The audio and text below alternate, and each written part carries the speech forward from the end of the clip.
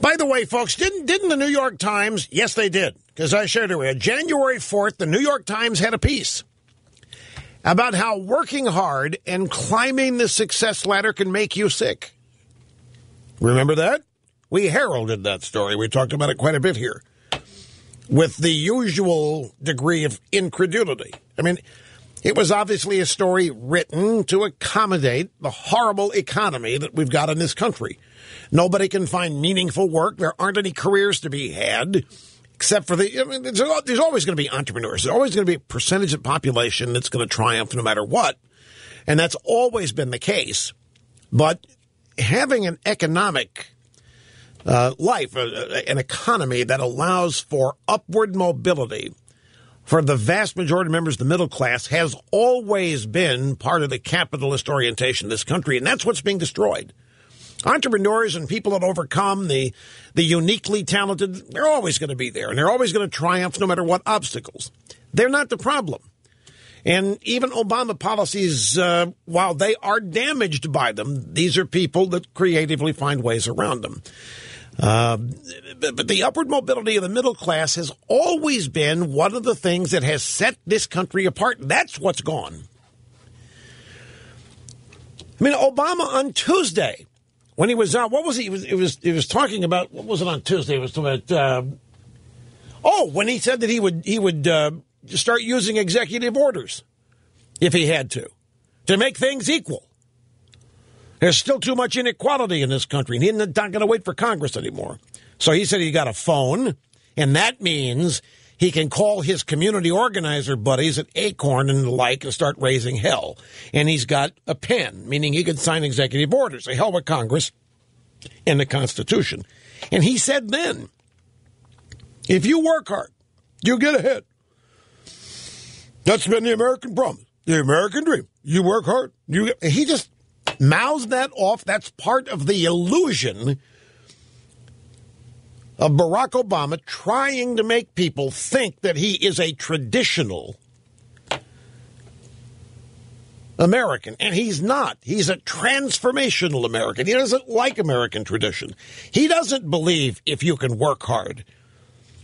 That's his problem. That's Barack Obama and the left are a group of people that think that the game is rigged because of capitalism. The rich have all the money, and they're never going to share it. And no matter how hard you work, you don't get anywhere except the shaft. That's what he really believes. But he knows that most Americans do not want a country led by somebody who thinks like that. Most Americans instinctively think their president holds the same values they do.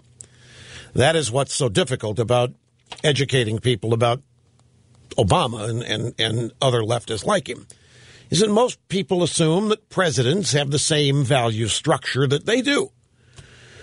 And this one doesn't. This one doesn't believe that working hard will get you there because he thinks the game's rigged. He thinks it's unfair, it's immoral, it's unjust, and the rich are in charge of everything. And he wants to be one of the rich someday. And in socialism, that's how the rich get rich. We get powerful first. Don't work hard, just get powerful.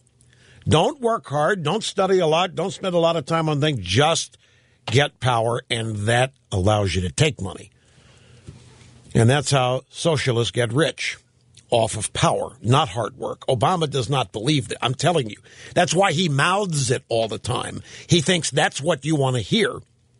And as long as you think your president believes in that standard American value, hard work is the ticket. Hard work is how you get where you live. As long as you think that's what he believes, you're cool with whatever he does. If you knew that he's just mouthing that, he's just uttering the syllables, and he does utter the syllables. When he talks about this, it's exactly the same, word for word, every time he talks about it. If you search your memory banks on this, you'll know I'm right. You've heard him talk about this.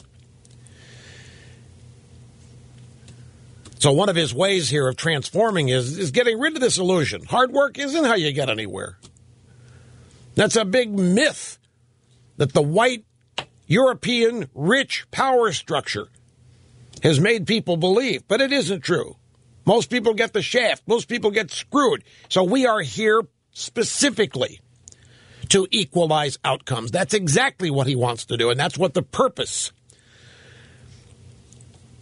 of the redistribution of wealth is all about. So anyway, in this circumstance, we've got a declining economy, and look at this. Gallup, more Americans are worse off financially than a year ago, and that has been true every year in this poll, every year, and the number is increasing. More Americans worse off financially than a year ago. This year, the number is 42%. That's stunning. But it's been the result every year. The numbers changed, but more Americans every year, more and more Americans are worse off financially. So the New York Times on January 4th, in a bid to help Obama, runs a story, runs a column. You know what? Hard work, this intense success track can make you sick, can lead to all kinds of stress and injury and illness, psychosomatic disorders. It's really not all it's cracked up to be. And a piece like that is meant to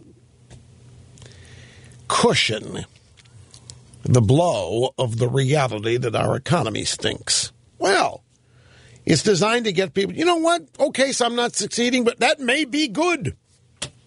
You know what? That may be good, because I read the other day that success equals getting sick. I don't want to get sick. That's the purpose of a story like that. It's like A-Rod. Have you heard of A-Rod's latest? A-Rod opened a gym in Mexico City, a physical fitness gym. And he spoke for about a minute, and he said, you know what? He didn't use the word suspension, but he implied that not playing next year is actually going to be a good thing. Yeah. You know what? I've been doing this for 20 years. I haven't had a summer off. I haven't had a break. This is really going to be timed well. This is exactly what the doctor ordered. Really? Is that why you've spent more money than you have on lawyers trying to defeat this suspension? So it's a frustrating thing to me to hear this man who doesn't believe it utter these syllables. You work hard, you get he doesn't believe it. In fact, not believing that forms one of the pillars of his foundation. The fact that that isn't possible in his view. That it's one of the biggest lies capitalism has ever put forth. It's one of the biggest lies people in power have used to subdue the population. This myth that if you work hard, you can get ahead. In Obama's world, that is nothing more than exploitation. You go out and tell people, work hard, really just bust your butt, and you'll get ahead. And that's nothing more than a trick employed by the rich to get cheap labor. This is how they look at it, folks. Please do not doubt me. In Obama's world, everybody in capitalism, everybody's a victim. In Obama's world, everybody's stupid. Everybody's getting played every day by the rich, by the successful, by the powerful. And now here's Michelle Obama from Chicago. First-generation college student, goes to Princeton. They got a great affirmative action program there. And she felt so out of place. And she didn't get into the rhythm of college until she found the Third World Center. Her thesis, by the way, was Princeton educated blacks and the black community, and how Princeton made it miserable for black people.